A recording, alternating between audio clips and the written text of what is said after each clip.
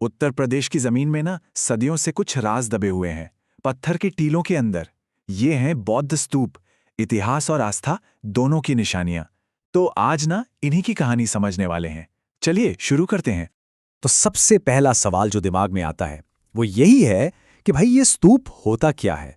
क्योंकि देखिए, ये सिर्फ एक बिल्डिंग नहीं है, इसके अंदर ना एक बहुत गहरा मतलब छुपा है, एक पूरी की पूरी परंपरा। देखिए, संस्कृत में स्तूप का मतलब बड़ा सीधा सा है, ढेर या टीला। ये गुंबद जैसी मतलब एक डोम शेप्ड गोल बनावट होती है और इसके अंदर, इसके एकदम केंद्र में भगवान बुद्ध या किसी बड़े बौद्ध संत के सबसे पवित्र अवशेष, जैसे उनकी अस्थियां, बाल या नाखून, बहुत सम्मान के साथ रखे जाते हैं। तो ये सिर्फ मिट्टी पत्थर का ढेर नहीं है, ये असल में श्रद्धा और एक पॉजिटिव एनर्जी का सेंटर है। अच्छा, तो इस स्तूप बनाने का चलन शुरू कब हुआ? ये शुरू हुआ भगवान बुद्ध के महापरिनिर्वाण के ठीक बाद। लेकिन इस परंपरा को जो असली पहचान मिली, जो विस्तार मिला, वो दिया सम्राट अशोक ने। उन्होंने इसे अपने पूरे साम्राज्य में फैला दिया। और हमें ये सब पता कैसे चलता है? इसका सबूत मिलता है मशहूर चीनी यात्री वेनसांग की लिखी बातों से, जिन्होंने अपनी यात्रा के दौरान इन स्तूपों को अपनी आंखों से देखा था। और अब जरा ये नंबर देखिए, 84,000, 84,000। वेनसांग के हिसाब से सम्राट अशोक ने इतने सारे स्तूप बनवाए थे।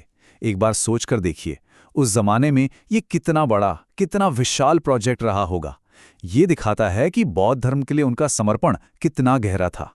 तो चलिए अब अपनी यात्रा शुरू करते हैं। और कहां से? उस पवित्र जगह से जहां से ज्ञान की वो धारा निकली जिसने दुनिया को बदल दिया। हम बात कर रहे हैं सारनाथ की, वो जगह जहां धर्म का पहिया पहली बार घूमा था।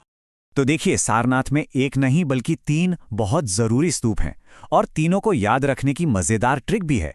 पहला है धमेक स्तूप। ये वो जगह है जहां बुद्ध ने अपना पहला उपदेश दिया था। तो ट्रिक क्या है? धमेक यानी धर्म का धमाका, सिंपल। दूसरा है धर्मराजिका स्तूप। इसे बनवाया था धर्म के राजा अशोक ने बुद्ध की अस्थियों के ऊपर। और तीसरा है चौखंडी स्तूप। यहां बुद्ध ज्ञान पाने के बाद अपने उन 5 पुराने साथियों से मिले थे। तो हो गए ना तीनों याद? ठीक है, तो सारनाथ की बात हो गई। अब यहां से आगे बढ़ते हैं और बुद्ध के जीवन से जुड़ी कुछ और जगहों पर चलते हैं। वो पड़ाव जहां उन्होंने काफी लंबा समय बिताया और अपनी शिक्षाओं को लोगों तक पहुंचाया। अब हम आ गए हैं श्रावस्ती। ये जगह इसलिए खास है क्योंकि बुद्ध ने अपनी जिंदगी का सबसे ज्यादा समय यहीं बिताया। पूरे 24 वर्षावास, मतलब 24 मॉनसून उन्होंने यहीं गुजारे। और इसे याद रखने की ट्रिक तो और भी आसान है। श्रावस्ती मिलता जुलता है श्रवण से। श्रवण मतलब सुनना। तो श्रावस्ती में लोग बुद्ध को सुनने आते थे। श्रावस्ती के बाद हमारा अगला पड़ाव है कौशाम्बी। अब यह स्तूप बहुत ही यूनिक है। क्यों? क्योंकि यहाँ बुद्ध के वो अवशेष रखे हैं जो आपको कहीं और नहीं मिलेंगे, उनके केश और नाखून। और इसकी ट्रिक? अरे एकदम सिंपल, कौशाम्बी का क और केश। क से कौशाम्बी, क से केश। हो गया याद? तो अब हम बुद्ध के जीवन के अंतिम अध्याय की तरफ बढ़ रहे हैं। ये वो कहानी है जो उनके महापरिनिर्वाण यानी उनके शरीर त्यागने और उसके बाद उनके पवित्र अवशेषों के बंटवारे से जुड़ी हुई है। पिपरहवा, ये नाम इतिहास में बहुत बड़ा है। और क्यों है? क्योंकि जब यहाँ पुरातत्व विभाग ने खुदाई की तो पता है क्या मिला? भगवान बुद्ध की असली अस्थियां एक कलश के अंदर से यहीं से मिली। तो इसकी ट्रिक भी एकदम सीधी है। पिपरहवा मतलब हड्डियों वाला स्तूप। और अब हम पहुंचते हैं अपनी यात्रा के अंतिम पड़ाव पर, कुशीनगर।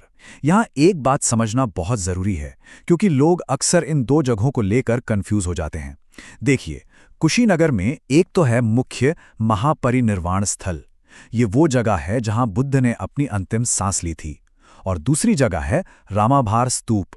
ये वहां बना है जहां उनका दाह संस्कार यानी अंतिम संस्कार किया गया था। दोनों अलग अलग हैं।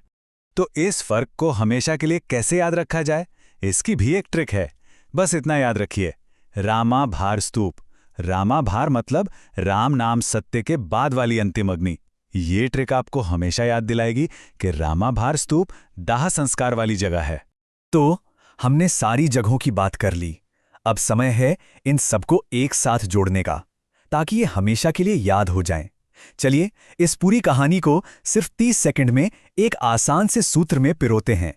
देखिए, कहानी कितनी सिंपल है। स्टेप बाय स्टेप चलते हैं। सारनाथ में पहला उपदेश दिया, वहीं राजा अशोक ने अवशेषों पर स्तूप बनवाया और बुद्ध ने भिक्षुओं से भेंट की। इसके बाद श्रावस्ती में सालों तक रहे। कौशाम्बी में केश और नाखून रखे गए। पिपराहवा से अस्थियां मिली और अंत में कुशीनगर में निर्वाण हुआ और रामाभार में दाह संस्कार। है ना एक सीधी सरल यात्रा। और अगर इतनी लंबी कहानी भी याद ना रहे तो इन 8 जगहों को एक मास्टर की से लॉक कर देते हैं। ये है वो सुपर ट्रिक। इसे बस 3 छोटे छोटे हिस्सों में याद रखना है। सार, राज, चो, फिर श्रा को पी और आखिर में कुराम। चलिए अब इस कोड को फटाफट डिकोड करते हैं। पहला हिस्सा, सार राज चौ। सार से सारनाथ का उपदेश, राज से धर्मराज का स्तूप के अवशेष, चौ से चौखंडी स्तूप में भेंट। हो गया पहला हिस्सा। अब दूसरा, श्रा कौ पी। श्रा से श्रावस्ती का लंबा वर्षावास, कौ से कौशांबी के केश और पी से पिपरहवा की अस्थियां। दूसरा भी हो गया। और आखिर में कु राम। कु से कुशीनगर में महापरिनिर्वाण और राम से रामाभार में दाह संस्कार। बस ये एक कोड और पूरी कहानी आपकी उंगलियों पर।